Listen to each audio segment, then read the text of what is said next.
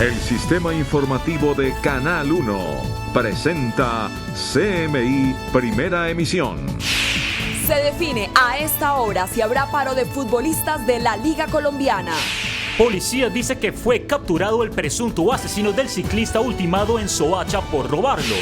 Evo Morales gana elecciones en Bolivia con 45%, pero tendrá que ir a segunda vuelta contra Carlos Mesa. A 11 se eleva el número de muertos por represión contra protestas en Chile. Un colombiano murió, al parecer, durante los saqueos. Mientras Estados Unidos se retira del norte de Siria, ejército sirio recupera ciudad en manos de Daesh. 25 funcionarios públicos, entre ellos gobernadores y alcaldes, están investigados por participación en política, denuncia procurador Carrillo. Candidatos de 5 municipios del Cauca, bajo amenazas de grupos armados, decretan toque de queda en Guapi. Al drama de hurto de celulares se suma ahora la extorsión a través del uso de información íntima. Preocupantes cifras de ciberdelitos en Colombia. Cada vez más personas caen en manos de delincuentes cibernautas. Ataques contra la fuerza pública en Antioquia. Un soldado murió en Bajo Cauca en combates contra el Clan del Golfo en Ituango.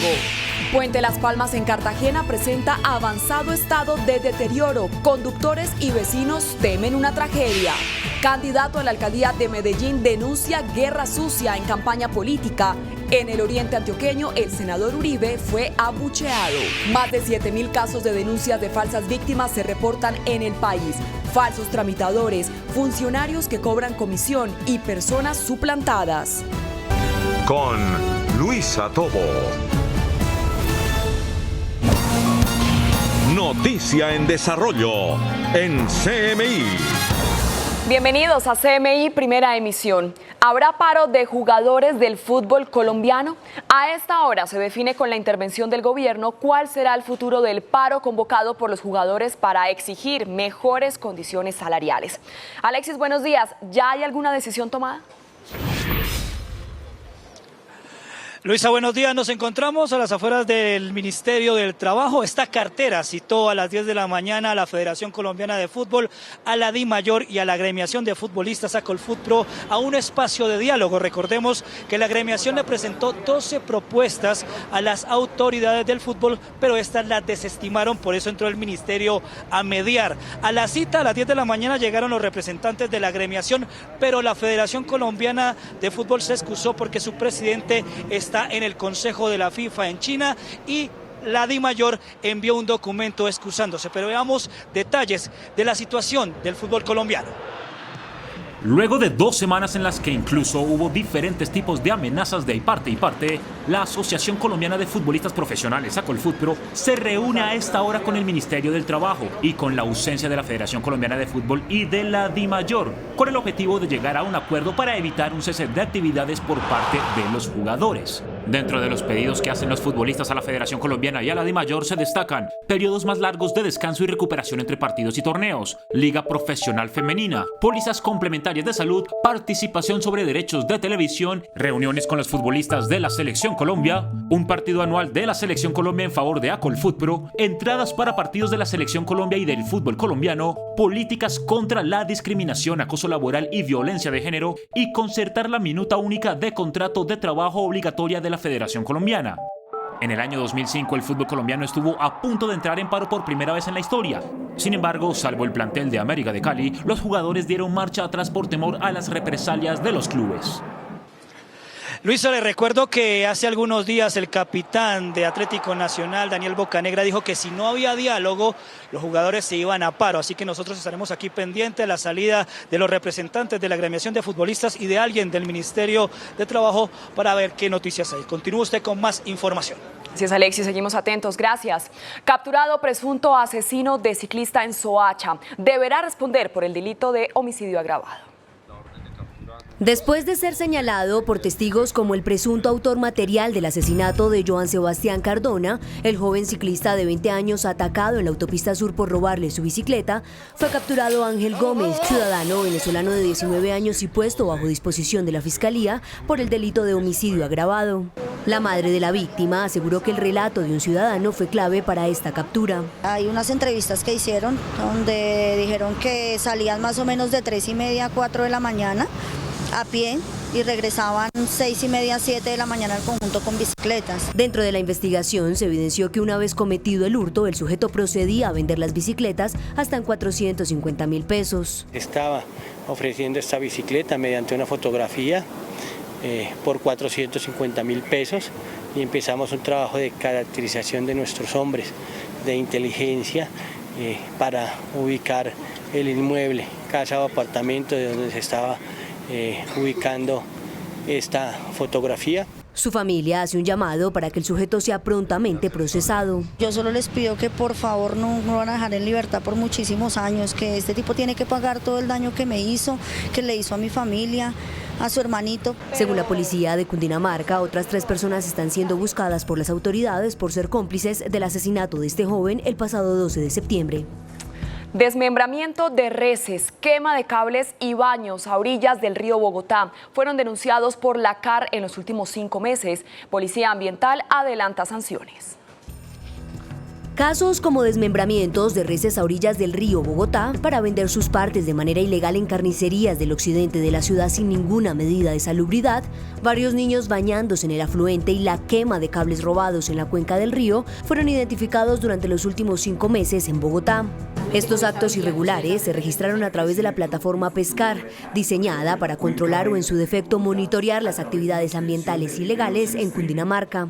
En principio, la vocación de servir de vigilancia o de cordón de seguridad en 100 kilómetros a lo largo de la cuenca media del río Bogotá para evitar que al río le sigan generando afectaciones. Las sanciones a las que se enfrentan quienes propaguen estos hechos son: no solamente actuamos en lo sancionatorio ambiental, con multas, con cierre de actividades, con imposición de otro tipo de sanciones a nivel compensatorio, sino que también lo estamos trasladando a la Fiscalía General de la Nación para que sea judicializado a través de CTI. A la fecha hay más de 38.000 expedientes vigentes para determinar si cabe algún tipo de sanción por daño ambiental.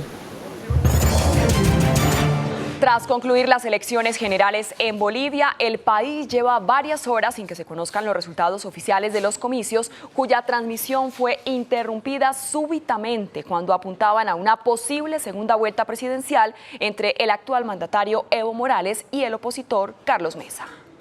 Un manto de dudas se posa sobre el escrutinio de votos en Bolivia, nación que tras varias horas de haber celebrado sus elecciones generales aún no conoce un resultado final de los comicios en los que el actual mandatario Evo Morales se juega su continuidad tras 13 años en el poder. En los datos provisionales entregados por el órgano electoral plurinacional, que tras su primer parte detuvo súbitamente la transmisión de resultados, reflejan una significativa pérdida de apoyo a Morales y apuntan a una segunda vuelta con su principal adversario, el exmandatario Carlos Mesa. El presidente, que gobierna el país desde 2006, logró el 45,28% de los votos frente al 38,16% alcanzado por Mesa, con casi el 84% de los sufragios escrutados. La interrupción de la transmisión de los resultados fue fuertemente cuestionada por la Organización de Estados Americanos, que pidió explicaciones, mientras que el candidato Mesa recibió como un hecho la celebración de una segunda vuelta el 15 de diciembre, aunque también denunció los retrasos. Nosotros estamos convencidos de que la segunda vuelta es un hecho inobjetable. Morales minimizó su pérdida de apoyos y se limitó a celebrar el resultado ante sus bases. Estoy seguro con los votos nuevamente que reciben de las áreas rurales van a seguir garantizando este proceso de cambio. El presidente boliviano se presentó a estos comicios en medio de un clima de polémica porque, a pesar de haber perdido un referéndum sobre reelección indefinida en 2016, aún busca consolidar su hegemonía tras haber sido habilitado candidato por las cuestionadas autoridades electorales bolivianas. Al menos 11 personas han muerto, entre ellos un colombiano, tras las multitudinarias protestas que se desarrollan en Santiago de Chile y en otras ciudades australes. Un clima de tensión e incertidumbre es el que se vive hoy en Chile ante el llamado a nuevas movilizaciones que amenazan con volver a desatar el caos y la violencia en distintos puntos del país. Tras el levantamiento del toque de queda, miles de personas retomaron sus actividades pese a que la mayoría de universidades y colegios suspendieron sus clases y el sistema de transporte público presenta problemas. La capital chilena, entre tanto, permanece con gran presencia policial y militar. El motivo que desató la furia de cientos de miles de chilenos fue el alza en los precios de los pasajes del metro, que a pesar de que el gobierno optó por retractarse, al descontento social se suman otros problemas como la desigualdad y la corrupción. El gobierno español anunció que esta semana se llevará a cabo la exhumación del dictador Francisco Franco y se trasladará a un cementerio de Madrid, donde también yace su esposa y muy cerca el dictador Rafael Leónidas Trujillo de República Dominicana. El gobierno español anunció hoy la fecha oficial de la exhumación de los restos del dictador Francisco Franco del mausoleo donde se encuentran en Madrid. El cuerpo será extraído y trasladado este jueves 24 de octubre a las 10:30 de la mañana hora local del Valle de los Caídos, el monumento más simbólico del régimen militar que se construyó luego de ganar la Guerra Civil Española. Los restos serán llevados al cementerio municipal de El Pardo, a las afueras de Madrid, donde yacen los restos de su esposa Carmen Polo. El gobierno señaló que esta operación será en condiciones de dignidad y respeto en compañía de la familia de Franco, pero aclaró que no habrá honores para el cuerpo. La decisión, aprobada por el Tribunal Supremo, de desenterrar el cuerpo la tomó el gobierno de Sánchez para hacer cumplir la ley española de la memoria histórica, que prohíbe homenajear y exaltar la dictadura franquista que se dio entre los años 1939 y 1975. En Estados Unidos, el paso de un fuerte tornado provocó graves daños en la ciudad de Dallas, Texas. Las autoridades trabajan contrarreloj para atender a los heridos y evaluar las afectaciones que dejó el fenómeno meteorológico, que se prevé se dirija hacia el sur, con riesgo de generar tempestades en Houston, Memphis y Nueva Orleans.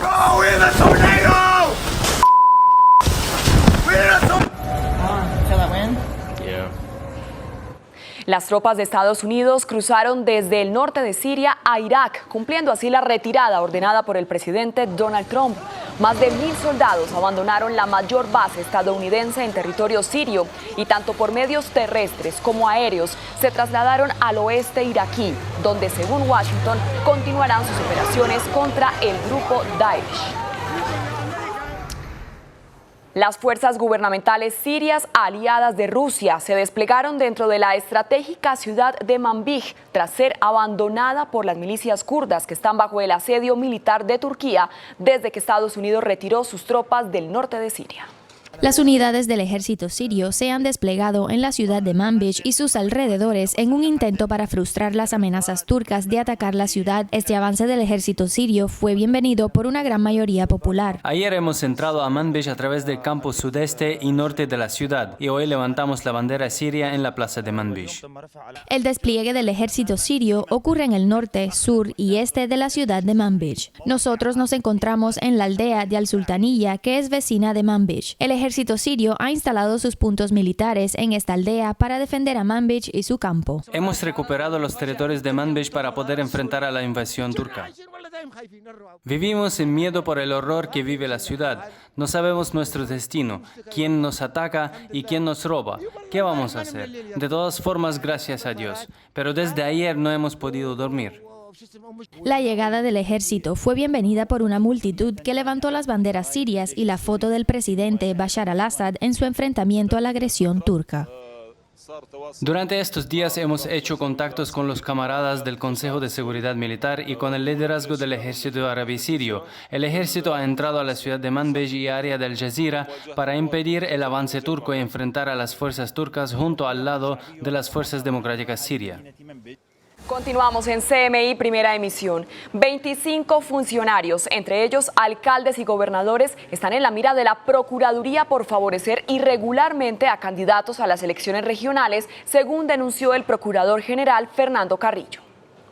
La Procuraduría sigue con el rastreo de posibles irregularidades en las campañas políticas a menos de una semana de las elecciones regionales. De acuerdo con la entidad, se ha detectado que 25 funcionarios públicos estarían participando en política para favorecer a un determinado candidato. En donde ha habido alcaldes, en donde ha habido también algún gobernador, y yo creo que es muy importante que la ciudadanía siga denunciando.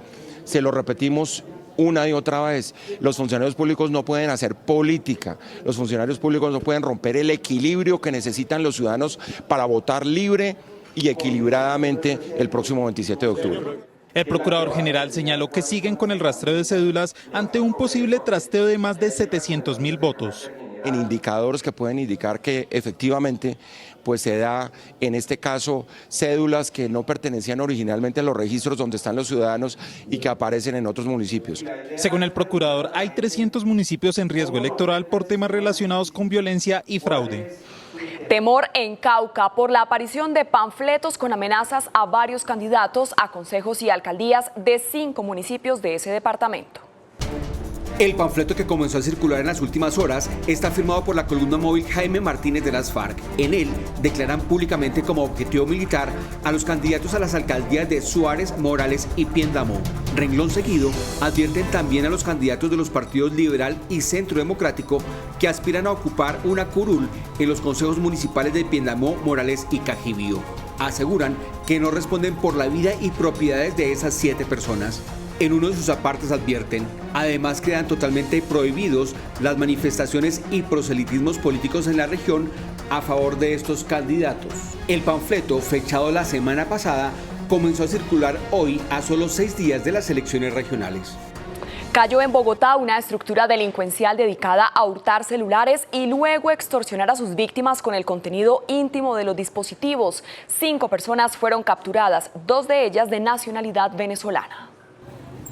La denuncia de una pareja de novios logró identificar el modus operandi de estos 5 delincuentes en Bogotá. Los sujetos inicialmente le hurtaron el celular a un joven y días después su novia empezó a recibir llamadas donde le exigían el pago de 2 millones de pesos a cambio de no revelar fotos y videos íntimos que contenía el dispositivo móvil. Exigían las contraseñas de los teléfonos celulares para días después realizar exigencias extorsivas por el contenido que se encontrara entre los dispositivos celulares. Seguido a eso, las orientaciones que se dieron y la ruta de acción que se dio una total tranquilidad a la víctima. Con agentes encubiertos e interceptaciones fueron capturados estos delincuentes, 2 de ellos de nacionalidad venezolana y 3 colombianos. La modalidad de ellos es ubicarse en una zona donde haya bastantes ciudadanos, teniendo como factor de oportunidad poderse mezclar entre los mismos, observar a su víctima en la distancia y intentar determinar el momento para hacer el cobro del dinero. En audiencia, los sujetos aceptaron los cargos por el delito de extorsión tentada. Sin embargo, al no tener antecedentes, les fue ordenado el beneficio de casa por cárcel. ¿Es usted de las personas que realiza con frecuencia compras a través de Internet? Pues tenga mucho cuidado porque las autoridades entre abril y julio del presente año afirmaron que hubo 42 billones de intentos de ataques en la web. Hay preocupación entre las autoridades por el aumento de cibercriminales, quienes utilizan nueva tecnología y explotan las vulnerabilidades existentes en Internet. Hemos estado contando más de 9.400 delitos informáticos y casi el 60% de esta cifra corresponde a hurto por medio informático y semejante. Los agresores cada vez se concentran en objetivos más rentables y un mayor daño económico. Estamos experimentando un incremento de un 40% anual en las cifras de reporte de delito informático. En el ranking de los ciberdelitos más denunciados se encuentra el hostigamiento online, la usurpación o suplantación de identidad digital y la publicación ilegítima de imágenes íntimas o porno venganza. Son las estafas a través de portales fraudulentos, compra y venta de productos y servicios ilegales, el producto no conforme. El crecimiento del número de usuarios de Internet entre enero de 2018 y enero de 2019 representó el 9,1%. Esto quiere decir 367 millones de cibernautas más. Polémica en el Valle del Cauca por las declaraciones del arzobispo de Buenaventura, que arremetió contra la corrupción y lanzó palabras de apoyo en favor de 2 candidatos a la alcaldía de Buenaventura. Javier, buenas tardes. ¿Y cuáles han sido las reacciones ante la actitud del arzobispo? Luisa, televidente, muy buenas tardes. Efectivamente, diferentes sectores políticos han señalado aquí en la región que los líderes religiosos no deben mantenerse a la raya de toda esta contienda electoral, mientras que el arzobispo de Buenaventura ha respondido hace pocos minutos señalando que no está en favor de ninguna campaña política y que le da la bendición a quien se la pida sin importar su origen político. En una Eucaristía, el arzobispo de Buenaventura, Rubén Darío Jaramillo, se despachó en medio del sermón contra la corrupción, pero además el sacerdote ha expresado su apoyo hacia 2 candidatos que aspiran a la alcaldía de la ciudad, Héctor Copete de AICO y Víctor Saavedra del Polo Democrático. Que Dios bendiga la vida de Víctor y su alcaldía. Amén. Mediante un comunicado, el arzobispo respondió que él, como sacerdote, asiste donde le solicitan la bendición y que las eucaristías las realiza con todos los candidatos que lo llamen, sin importar su ideología política. Señala el arzobispo que diferentes candidaturas lo han llamado para realizar eucaristías y que él seguirá asistiendo donde lo llamen para realizar misas. Información desde Cali, Javier Ramírez, CMI La Noticia. Javier, muchas gracias. Es momento de hacer una pequeña pausa y al regresar a CMI Primera Emisión, espere. 7 personas muertas y 15 heridas dejó el fin de semana más sangriento en lo que va corrido del año en Santander. Comunidad denuncia avanzado estado de deterioro del puente Las Palmas en Cartagena. Ya volvemos. Continuamos en CMI Primera Emisión. Por la inestabilidad en el terreno, gran parte de una casa en el barrio Santo Domingo de Guzmán, en Barranquilla, se vino abajo. El hecho sucedió mientras la familia estaba reunida en la sala. Más de 50 casas en el sector están en alto riesgo. Fabián, buenas tardes. ¿Y qué medidas se van a tomar? Luisa, muy buenas tardes para usted y todos nuestros televidentes. En relación a estas 50 casas, como usted ha dicho que están en riesgo, la alcaldía de Barranquilla hasta el momento no se ha pronunciado. Los habitantes de este sector del barrio Santo Domingo esperan ser reubicados porque temen que sus casas se puedan venir abajo en cualquier momento. Los habitantes de la casa fueron advertidos del hecho por 2 pequeños que se encontraban en la habitación que se vino abajo. Una de las 2 niñas dijo que sintió moverse algo y salieron corriendo. En 2 segundos llegaron a la sala. Cuando ellas llegaron se colapsó la pared y se cayó todo el techo. A esta misma casa se le vino abajo una pared hace varios años. Lo único que me dieron esa vez únicamente fue unos 8 láminas eternas.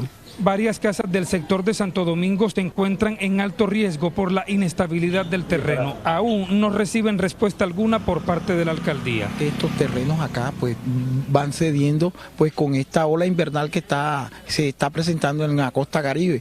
Pues vemos que ya colapsó una casa. Los habitantes de este sector del barrio Santo Domingo esperan ser reubicados en otro barrio de esta ciudad. Algunos habitantes, Luisas, que tienen sus casas en riesgo temen por las lluvias que están cayendo en la ciudad en estos días y temen, o la principal preocupación por parte de ellos es que los techos se puedan venir abajo en cualquier momento. Desde Barranquilla, Fabián Lesmes, CMI, La Noticia. Fabián, muchas gracias. Con 7 personas muertas y 15 heridas, el departamento de Santander registró el fin de semana más sangriento en lo que va corrido del año. ¿Cuáles fueron las causas y el balance que entregan las autoridades? Ana Mercedes en Bucaramanga. Buenas tardes. Hola Luisa, televidentes, cordial saludo. Pues según las autoridades, el exceso de velocidad y no aceptar y acatar las normas de tránsito serán las causas de 6 de esas 7 muertes registradas el fin de semana. La última, la número 7, se dio dentro del patio tercero de la cárcel modelo de Bucaramanga en una riña.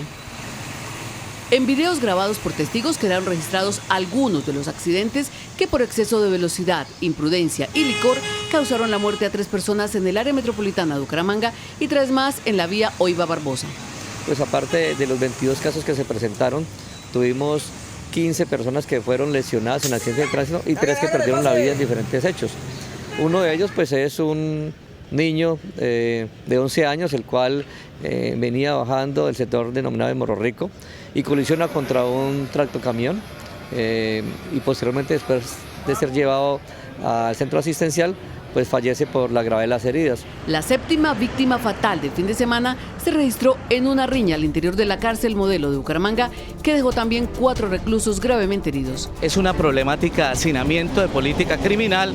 Esta cárcel fue construida para 650 internos y hoy por hoy hay más de 3.000 internos. Campañas de cultura ciudadana y sanciones a infractores serán reforzadas por las autoridades para contrarrestar estas cifras. En solo el fin de semana se aplicaron 365 comparendos, 16 por embriaguez y se inmovilizaron 10 vehículos y 70 motocicletas. Y en otras noticias hay alarma también y preocupación en Santander por el incremento de los suicidios, especialmente en jóvenes. 7 personas se están quitando la vida al mes. Escenas como esas se han vuelto repetitivas en los viaductos de la ciudad. Personas que por diferentes problemas económicos o sentimentales deciden quitarse la vida. El suicidio es la tercera causa de muerte en en las personas entre los 15 y los 25 años. Una problemática que mantiene preocupado a los bumangueses. ¿Por qué se están suicidando los jóvenes? Por falta de amor. Vienen de producto de embarazos no deseados, no planeados, admitidos por cuestiones religiosas o políticas. El tiempo que se dejan solos o algo así, pues incurren mucho en ellos para sentirse solos, ocuparse con malas amistades. Debido a esto, desde el gobierno departamental se han realizado varias campañas para prevenir estos acontecimientos. Queremos invitar a toda la población santandereana, especialmente a los jóvenes, que tengan presentes que hay que buscar escenarios para fortalecer nuestras relaciones interpersonales. Se calcula que por cada 100.000 habitantes en el departamento de Santander se registran 7 suicidios. Y en otras noticias, 6 días antes de los comicios de este domingo, se realizarán en Bucaramanga y Santander 2 elecciones importantes, las de los directores ambientales de las corporaciones CAS Santander y CDMB en Bucaramanga, decisiones estratégicas y nombramientos cruciales para definir la problemática del páramo de Santurbán. Estaremos atentos al desarrollo de esta noticia. Es todo por el momento en Bucaramanga. Ana Mercedes Ariza, CMI La Noticia, feliz tarde. Ana Mercedes, gracias. Y en avanzado estado de deterioro se encuentra el puente Las Palmas en Cartagena, uno de los principales pasos de interconexión de la ciudad. Tanto conductores como la comunidad de los sectores vecinos han denunciado desde hace 5 años el riesgo inminente que presenta esta estructura. Tatiana, buenas tardes. ¿Y qué responden las autoridades cartageneras? Hola Luisa, buenas tardes. Pues lo que ha dicho la Secretaría de Infraestructura es que ya esa dependencia cuenta con unos estudios de vulnerabilidad y en los próximos días, junto con el Departamento de Tránsito, tomarán algunas medidas en cuanto a reducción de tráfico y también regulación de la carga. En avanzado estado de deterioro se encuentra el puente Las Palmas en Cartagena, uno de los principales pasos de interconexión de la ciudad. Tanto como conductores como la comunidad de los sectores vecinos han denunciado desde hace 5 años el riesgo inminente que presenta la estructura.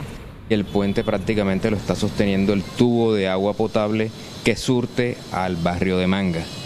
Ese tubo pues también se puso en conocimiento de Aguas Cartagena, pues presenta una fuerte corrosión y en cualquier momento puede colapsar. Los conductores que diariamente transitan por el puente temen que en cualquier momento colapse la estructura construida sobre la laguna San Lázaro. El temor de nosotros es que de pronto se caiga este puente y pueda ocurrir una tragedia. Expertos señalan que cerca de 9.000 vehículos pasan diariamente por la ruta que conecta al barrio Manga con el pie del cerro, incluyendo buses de servicio público. Cada que uno pasa lleno, el puente se mueve. Hay que meterle un refuerzo o hacerlo nuevo. Entre tanto, la Secretaría de Infraestructura informó que tras unos estudios de vulnerabilidad, en los próximos días se realizarán unas intervenciones preventivas como reducción de tráfico y regulación de carga. Lo que han dicho los vecinos y han sido enfáticos es que esta vez las autoridades y el distrito sí cumpla con las medidas para evitar una tragedia. Es por el momento la información desde Cartagena. Informó Tatiana Rodríguez para CMI La Noticia. Tatiana, muchas gracias. La Defensoría del Pueblo lanzó una alerta ante los casos de confinamiento que se están presentando en Bojayá, Chocó. En lo corrido del año, más de 2.000 personas han resultado afectadas. El municipio de Bojayá, departamento de Chocó, no cesa el sufrimiento ante las confrontaciones armadas entre las AGC y el ELN. Tiene que ver justamente con que este era un territorio donde el ELN ejercía una presencia hegemónica y las AGC están entrando a disputarlo. ¿De qué manera lo hacen? No solamente ejerciendo actos de violencia concreta frente a las personas, sino por ejemplo minando los lugares donde las comunidades tienen acceso a telefonía celular para dejarlas incomunicadas. La Defensoría del Pueblo advierte que la situación se agravó desde el mes de septiembre. Desde el mes de abril del presente año estamos nosotros advirtiendo las confrontaciones entre las AGC y el ELN justamente en las cuencas del río Nipipí, Bojayá y Opogado. Las cifras de confinamiento en el departamento de Chocó son preocupantes. Desde el día domingo de la semana pasada hasta hoy seguimos registrando los combates que son los que están generando justamente el confinamiento de más de 2.250 personas en estas comunidades étnicas y afrodescendientes. Es por esto que la entidad instó urgentemente a la gobernación de ese departamento a convocar a un comité de justicia transnacional para la atención humanitaria. Es momento de hacer una pequeña pausa en CMI Primera Emisión y al regresar espere. Fuerza Pública fue blanco de ataque de grupos armados ilegales en Tarazá e Ituango, Antioquia. Ya regresamos. Continuamos en CMI Primera Emisión. 2 ataques contra la fuerza pública se presentaron en Antioquia este fin de semana. En Tarazá, Bajo Cauca, un soldado murió en combates contra el Clan del Golfo y en Ituango fue hostigada una patrulla de la policía que dejó un uniformado herido. Yusi, buenas tardes. ¿Y cuál es el estado de salud del uniformado? Hola Luisa, buenas tardes. Este policía se recupera en un centro asistencial luego de ser trasladado por parte de la Fuerza Aérea, evacuado desde esta zona rural del municipio de Ituango. Por su parte, el ejército lamentó la muerte de este soldado, envió las condolencias a su familia. Se señala que para el caso de Ituango, los responsables serían disidentes de las FARC y, entre tanto, en el Bajo Cauca antioqueño sería el Clan del Golfo. El ataque ocurrió en zona rural del municipio de Ituango, norte de Antioquia, cuando una patrulla de policía prestaba seguridad al espacio territorial y de capacitación de Santa Lucía y fue hostigada a bala. Un uniformado quedó herido. Se presume que los responsables del atentado serían disidentes de las FARC. En ese evento tenemos uno de nuestros hombres heridos, que ya en este momento está siendo evacuado por la Fuerza Aérea Colombiana. El Ejército Nacional también llegó a la zona a brindar el apoyo y el acompañamiento. En otro ataque contra la fuerza pública murió el soldado del Ejército Gleider Antonio Cardona, de 32 años, en medio de un combate contra el Clan del Golfo en zona rural de La Caucana, municipio de Tarazá, Bajo Cauca antioqueño. Y en otras noticias, a las 2:24 del mediodía fue capturado en el municipio de Liborina, en el occidente del departamento, alias Terry, quien es señalado de ser un peligroso cabecilla del Clan del Golfo. También pertenece al cartel de los más buscados y es señalado de múltiples homicidios de líderes sociales. Mal herido tras enfrentarse a los uniformados de inteligencia de policía y ejército que adelantaban la operación, fue capturado Andrés Asprilla, alias Terry, cabecilla del Clan del Golfo en el occidente antioqueño e integrante del cartel de los más buscados. Se lograron burlar, hacer pasar por alto los puntos o las personas que tenía alrededor de él, cuidando la entrada y que le informaran la entrada de fuerza pública. Alias Terry es señalado de cometer múltiples homicidios selectivos, entre ellos de líderes sociales. Él sería el responsable de un homicidio que se presentara contra Yolay Robinson Chica Aramillo, líder política en el municipio de Sopetrán. Junto a Terry fue detenido alias Moore, su escolta y hombre de confianza. En San Pedro de Urabá, en otra operación, también fue capturado alias El Flaco, peligroso cabecilla del ELN, señalado de múltiples homicidios y extorsiones. Y en más noticias, cerca de 7.000 denuncias de falsas víctimas hay en el país que causan millonarias pérdidas y no se puede reparar a quienes son los verdaderos afectados. Las 7.000 denuncias sobre falsas víctimas del conflicto armado en Colombia incluyen falsos tramitadores que se hacen pasar por funcionarios, empleados verdaderos que se aprovechan de su condición y cobran comisiones, y la más común es la suplantación. Personas inescrupulosas buscan a personas que no son víctimas y los hacen incluirse en el registro único de víctimas. Ellos tienen unos guiones preparados para realizar estas declaraciones ante el Ministerio Público. Antioquia es el segundo departamento con más casos, con 1.200 denuncias de falsas víctimas después de Bogotá, y ya deja 26 capturas. Que cada caso se está estudiando porque cada caso es particular y cada caso se está estudiando con la rigurosidad y con la pertinencia que necesita cada caso. Según la Unidad Nacional para la Atención de Víctimas, serían varios los delitos que podrían acarrear. Puede estar en curso en falsedades personales, falsedades en documentos, estafas. Y sobre todo hay un delito que se establece en la ley 1448, que es registro fraudulento al registro único de víctimas. Mañana justamente en Medellín se hará una jornada de indemnización a 450 personas por más de 4.000 millones de pesos. Y hay polémica política en el departamento de Antioquia, en Medellín. El candidato a la alcaldía de la ciudad, Daniel Quintero, denuncia una campaña oscura en la que al parecer lo están relacionando con el senador Gustavo Petro, que por cierto en redes sociales desmentiría esta información. Y entre tanto, en el oriente antioqueño, el senador Álvaro Uribe fue recibido con arengas. Estas serían algunas de las, al parecer, vallas falsas instaladas en varios puntos de Medellín, en donde se usa una fotografía del senador Gustavo Petro para señalar que Daniel Quintero sería su candidato a la alcaldía de Medellín. El aspirante por el Partido Independientes denunció que se trataría de una campaña negra en su contra. Nosotros hemos hecho una campaña independiente, sin partidos, sin jefes políticos, pero además una campaña decente, respetuosa. No hay derecho que se estén gastando toda esa plata tratando de hablar mal de nosotros, creando vallas, pasacalles, insultos, tratando de asociarnos con publicidad falsa. El senador Petro desmintió a través de redes sociales que Daniel Quintero fuera su candidato a la alcaldía por la Colombia Humana. De otro lado, el senador Álvaro Uribe fue recibido con abucheos y arengas en los municipios de Santuario y Marinilla, en el oriente antioqueño, durante un evento político del Centro Democrático. Estas respectivas denuncias ya fueron entregadas a la misión de observación electoral en Antioquia. Es todo desde Medellín a las 2:28 del mediodía. Yussi Chaparro, CMI La Noticia. Feliz tarde. Noticia en desarrollo en CMI. Regresamos al Ministerio de Trabajo con Alexis Rodríguez. Alexis, ¿ya se tomó alguna decisión sobre el paro de los futbolistas?